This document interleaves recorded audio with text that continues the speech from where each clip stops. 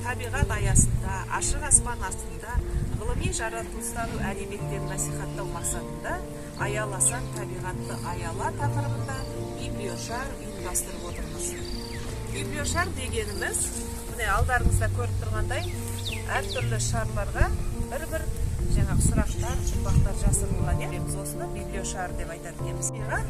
Тіршілік атаулының қоныс мекені, тіршіліктің түлеп өсуіне қажет жер бетіне көріп беретін сәні. Ал құрметті балалар, енді библиошарымызды бастайық. Ал кім бірінші бастайды? Жұлдыздайсың күні-түн, сен жасай бер жақсылықтың жаршысы. Кітапханашыларым, сан ұрпақ сусындаған алтын ордам.